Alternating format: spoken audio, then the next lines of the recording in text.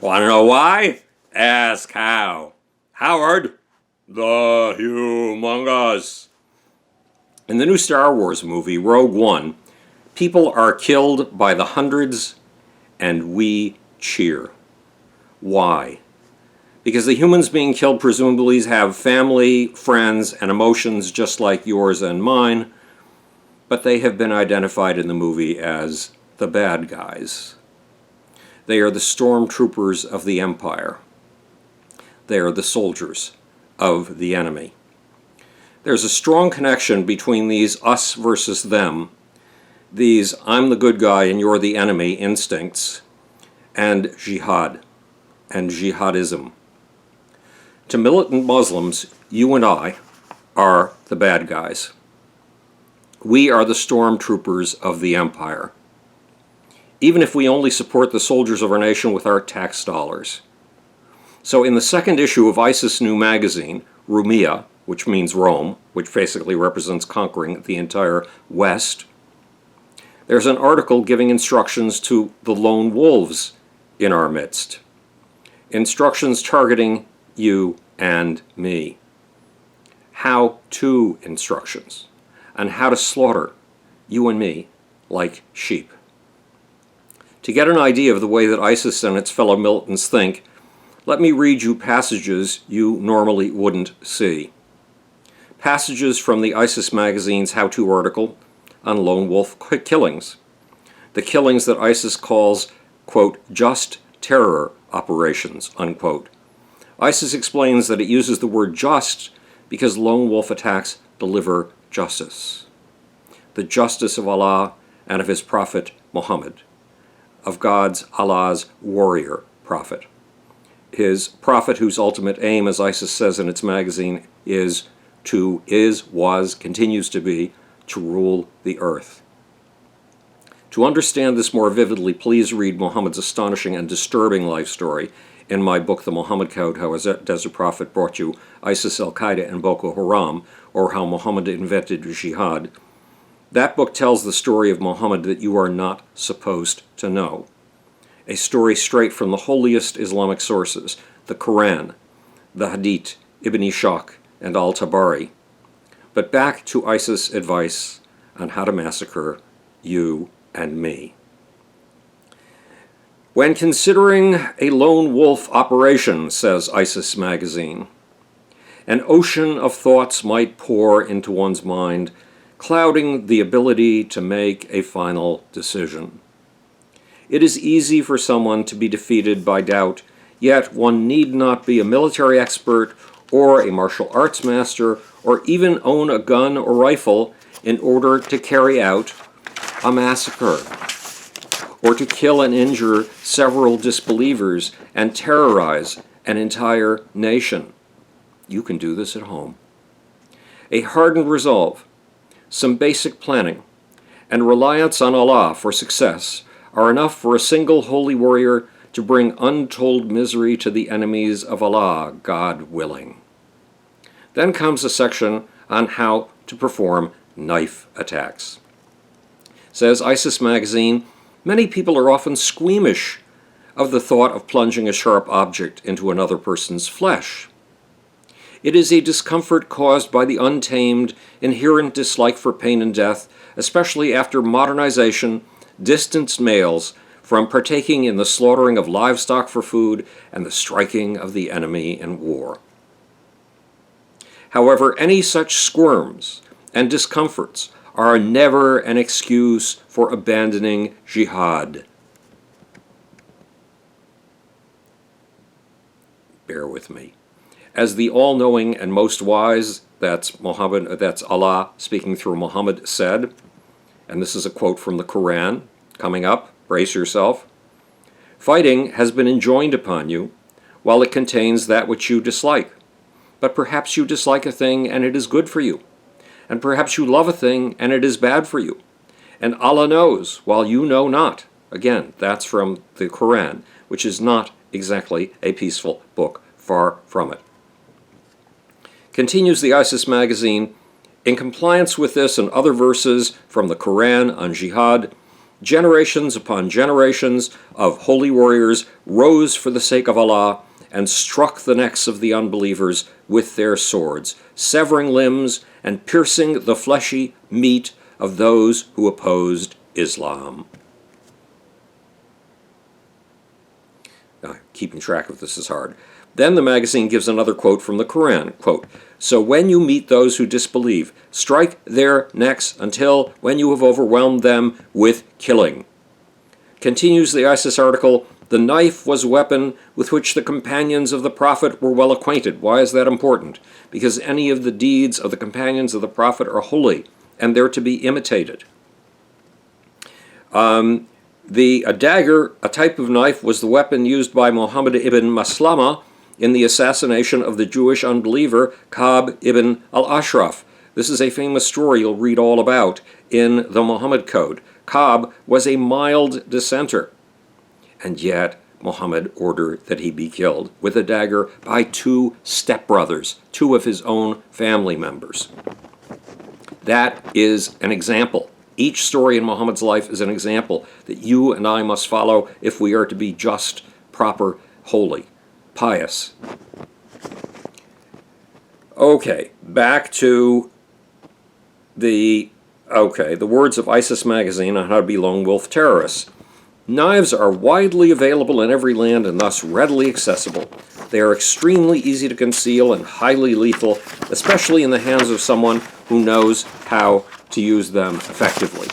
Also, due to their accessibility, were a person to conduct a campaign of knife attacks, an entire campaign of knife attacks, he could dispose of his weapon after each use, finding no difficulty in acquiring another one. When choosing a knife, one should focus firstly on sharpness. He should then consider the strength of the blade and handle, and seek something reasonably sized for the job at hand. It is explicitly advised not to use kitchen knives, as their basic structure is not designed to handle the kind of vigorous application used for assassinations and slaughter. As for choosing a target, this is just like hunting prey. When carrying out a knife operation, it is not advised to target very large gatherings or overly crowded areas, as this presents a disadvantage and only increases the likelihood of being prevented from achieving kills. Therefore, it is advised that when conducting an operation by oneself, the target should be a smaller crowd, as such attacks are proven to inflict terror. He may target lone victims. For example, the target could be a drunken kafir, that is, a drunken unbeliever, on a quiet road, returning home from a night out. That could be you. Or the average unbeliever, working his night shift. That could be you. Or someone walking alone in a public park or rural forested area. That could be me. I do that often. Or someone by himself in an alley close to a nightclub or another place of debauchery. Or even someone out for a walk in a quiet neighborhood. Have you ever done that? One should consider canals, riversides, and beaches. It may also help, mark this well, it may also help to carry a baton or some other kind of concealable blunt object, such as a baseball bat, to strike the victim's head with, thereby immobilizing him before cutting his throat or stabbing him in other lethal areas to finish him off. The windpipe can be cut easily by slicing the throat, which is in direct implementation of Allah's command, and here comes another quote from the Quran and from Muhammad. "So when you meet those who disbelieve, strike their necks." Counsels the ISIS magazine, due to the hardness of the skull, it is not advised to stab the head. The objective of a knife attack is to attain a reasonable kill count, while equally, if not more importantly, to inflict terror on the Crusader citizens of the land in which the operation is carried out. On this basis, the more gruesome the attack, the closer one comes to achieving the desired objective. Nevertheless, it is advised to not necessarily attempt to fully detach the head. That's your head, or my head, as the absence of technique can cause a person to spend a long time attempting to do so. Simply cutting the throat, just as one would slaughter a sheep, is sufficient. The psyche of most living creatures, when they perceive a threat, is explained in the concept of fight or flight. These are the words of ISIS magazine, not mine. This practically means that once the assault is initiated, though the target may be injured, he may still attempt to resist. A swift slice across the face should quickly subdue them, as very few people will continue to fight once the smell, feel, and sight of blood becomes apparent. If the target is alone, the aim should be to incapacitate him as quickly and as silently as possible. This should be followed up with slitting his throat. Lest the operation be mistaken for one of the many random acts of violence that plague the West, it is essential to leave some kind of evidence or insignia identifying the motive and allegiance to the caliphate of ISIS, even if it is something as simple as a note pinned or attached to the victim's body, or a final testament if the operation will be of a nature where the expected outcome is one's shahada, that is, one's martyrdom, one's direct express ticket to paradise, complete with its 72 virgins. The overall objective of any lone wolf operation is to bring horror and misery to the enemies of Allah. That's you and me. So there you have it. Star Wars identifies an us and a them. We are the good guys. The death of one of us is a tragedy, but the enemy is different. The more we kill, the merrier. For more on what this instinct accomplishes for evolution and the competition between groups, see my books The Lucifer Principle and Global Brain. But in the world of jihadists, we are the bad guys. So we are expendable. We are disposable. The more of us killed, the better. The greater the body count, the greater the hero, the mightier the dear knight of Islam. That's knight, K-N-I-G-H-T, as in a mounted warrior.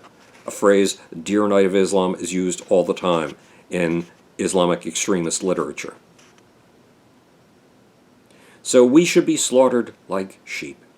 Keep in mind the following chilling words from the Facebook statement of Abdul Razak Ali Artan, the 18-year-old magna cum laude Ohio State attacker. Quote, "Every single Muslim who disapproves of my actions is a sleeper cell waiting for a signal." I am willing, said Artan, to use 1 billion infidels in retribution. In other words, I am willing, he said. This magna cum laude student, this wonderful human being, said that he was willing to kill 1 billion of you and me. May whoever is in power in the United States eradicate ISIS. And may we stop the education of Muslim children and the hatred of Jews and Christians. The teaching that makes extreme extermination, annihilation, and genocide a holy deed and turns kids into potential sleeper cells. Good kids. Let the following line from ISIS magazine prove false. Hang on. My telephone. I didn't turn off the sound. Bear with me.